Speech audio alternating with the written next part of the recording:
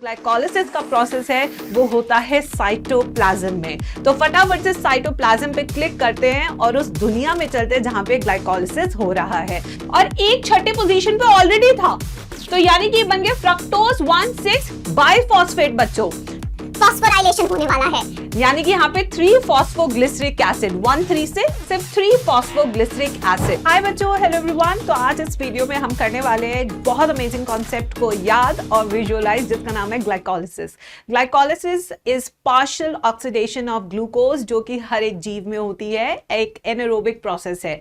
इसको दूसरे नाम से हम ईएमपी पाथवे भी कहते हैं, एम्जन-मेयरहोफ पाथवे। तो ये ग्लाइकोलिसिस कहाँ पे होता है? तो इसके लिए सबसे पहले चलते हैं लीफ में। लीफ के पास है बहुत सारा एक सेल, जिसे हम कहते हैं प्लांट सेल। प्लांट सेल के अंदर जो सबसे ज्यादा स्पेस कैरी करता है दैट इज योर वैक्यूल। फिर उसके बाद ये है उसका न्यूक्लियस, सेल वॉल, साइटोप्लाज्म। तो आखिर कहां पे होती है ग्लाइकोलिसिस? जल्दी से मुझे कमेंट्स में जरूर बताना। तो मेरे को जितना पता है, जो ग्लाइकोलिसिस का प्रोसेस है वो होता है साइटोप्लाज्म में। तो फटाफट से साइटोप्लाज्म पे क्लिक करते हैं और उस दुनिया में चलते हैं जहां पे ग्लाइकोलिसिस हो रहा है। तो जैसे कि आप देख सकते हैं, ग्लाइकोलिसिस है और ये है हमारा माइटोकॉन्ड्रिया। तो ग्लाइकोलिसिस और माइटोकॉन्ड्रिया को कनेक्ट करता है लिंक रिएक्शन, क्योंकि जो क्रेब्स साइकिल है वो होती है माइटोकॉन्ड्रिया के अंदर, वहीं पे ग्लाइकोलिसिस कहां हो रहा है? साइटोप्लाज्म में। तो आखिर इस ग्लाइकोलिसिस में क्या होता है? ये एक 10 स्टेप प्रोसेस है। कितने स्टेप प्रोसेस? 10 स्टेप जो होते हैं, जिसमें से 2 स्टेप ऐसे होते हैं जो एनर्जी डिपेंडेंट स्टेप्स होते हैं।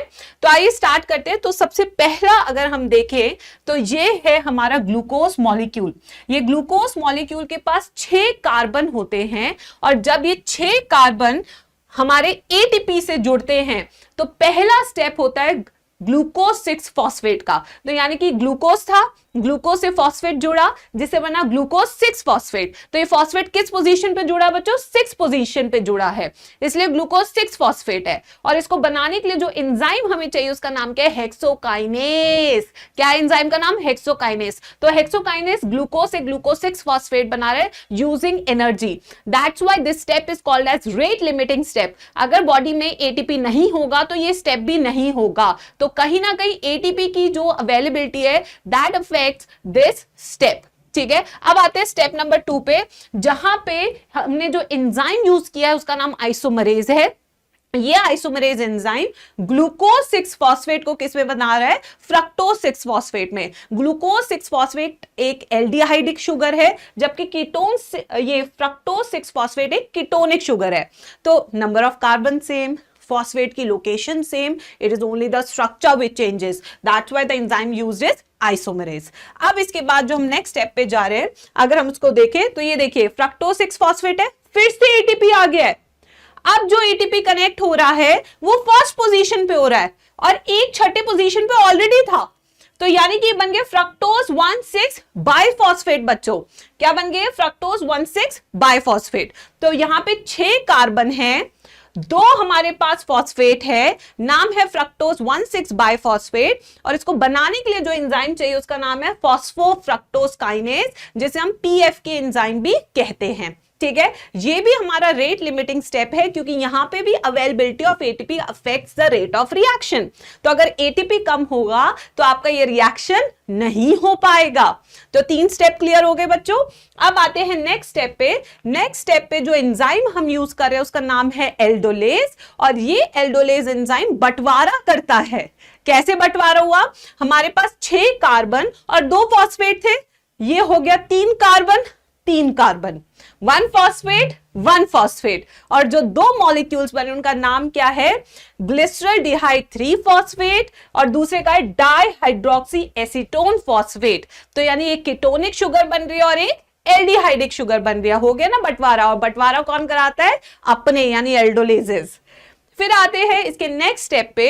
एंजाइम का नाम है ट्रायोज फॉस्फेट आइसोमरेज। एंजाइम का नाम क्या है? Triose phosphate isomerase. आखिर इसने क्या किया? आइसोमरेज नाम से पता लग रहा है कि स्ट्रक्चरल चेंज होगा बस। ठीक है, तो यहां पे हमने ग्लिसरॉल्डिहाइड 3 फॉस्फेट जो था वो इंटरचेंज हो सकता है डाइहाइड्रोक्सी एसीटोन, यानी कि जो हमारा डाइहाइड्रोक्सी एसीटोन था उसको भी हमने कन्वर्ट करा दिया है ग्लिसरॉल्डिहाइड 3 फॉस्फेट में। तो अब मेरे पास कितने मॉलिक्यूल्स हो चुके हैं ग्लिसरॉल्डिहाइड 3 फॉस्फेट के? 2 मॉलिक्यूल्स बन चुके हैं, क्योंकि जो ये था इसको भी मैंने इसमें चेंज करा दिया है। ठीक है। तो I have 2 molecules of glyceraldehyde phosphate. अब ये 2 मॉलिक्यूल्स में जो एंजाइम काम करेगा उसका नाम है ग्लिसरॉल्डिहाइड 3-फॉस्फेट डिहाइड्रोजिनेज।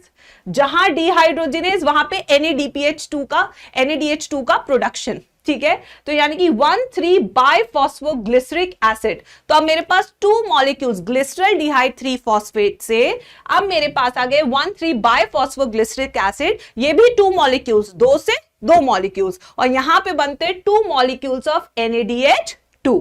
ठीक है बच्चों। फिर आते हैं नेक्स्ट स्टेप पे। नेक्स्ट स्टेप के लिए जो एंजाइम हम यूज कर रहे हैं उसका नाम है फॉस्फोग्लिसरेट काइनेज। ठीक है, काइनेज कुछ फॉस्फोराइलेशन होने वाला है, यानी कि यहां पे 3-फॉस्फोग्लिसरिक एसिड, 1,3 से सिर्फ 3-फॉस्फोग्लिसरिक एसिड बना। ठीक है, और यहां पे मिलेगा मुझे 2 मॉलिक्यूल्स ऑफ ATP। 2 मॉलिक्यूल चल रहे हैं अब। ठीक है, फिर आते हैं नेक्स्ट पे। नेक्स्ट जो स्टेप नंबर 8 है जिसमें जो मैं एंजाइम यूज कर रही हूं उसका नाम है फॉस्फोग्लिसरोम्यूटेज। एंजाइम का नाम याद करना जरूरी नहीं है, जस्ट बताना मत किसी को। ठीक है, यहां पे हमने बनाए 2-फॉस्फोग्लिसरेट, 2 मॉलिक्यूल्स बनाए हैं। ठीक है बच्चों। फिर इसके बाद स्टेप नंबर 9 पे आते हैं जिसका नाम है इनोलेज। यहां पे हमने 2-फॉस्फोग्लिसरेट से बनाए 2-फॉस्फोइनोल पिरुवेट। ठीक है, और यहां पे भी हमारे पास पानी निकलता हुआ। और लास्ट स्टेप जो है दैट इज आप पिरुवेट काइनेज जो एंजाइम है वो बनाएगा हमारा 2 molecules of pyruvic acid with 2 molecules of ATP। तो अगर हम इसकी बैलेंस शीट बनाएं, क्या बनाए बच्चों, इसकी बैलेंस शीट, क्या कि ग्लाइकोलिसिस में कितना खर्चा और कितना मुनाफा हुआ, तो यहां पे 2 ATP हमने यूज किए थे फॉर रेट लिमिटिंग स्टेप, ये यूज हो गए थे। ठीक है, अगर हम प्रोडक्शन की बात करें तो हमारे पास 4 ATP जनरेट हुए हैं बाय सबस्ट्रेट लेवल फॉस्फोराइलेशन, यानी कि जहां डायरेक्ट पैसा मिला है, और यहां पे हमें मिले 2 मॉलिक्यूल्स ऑफ NADH2। ठीक है, जो जनरेट हुए हैं। तो 4, अब 1 मॉलिक्यूल ऑफ NADH2 3 ATP देता है, तो 2 मॉलिक्यूल कितना देगा बच्चों, 6 ATP। तो टोटल ATP प्रोडक्शन अगर हम देखें तो 10 ATP हुआ है, बट यूज भी तो हुआ है 2। तो यानी कि नेट ATP जो मुझे ग्लाइकोलिसिस की प्रोसेस में मिला है वो मुझे मिला है 8 ATP molecules. So this is a calculation of glycolysis. Stay tuned with more videos. Next video में हम करेंगे क्रेब्स साइकिल। मजा आया तो जरूर बताना, do comment in the comment section. Thank you.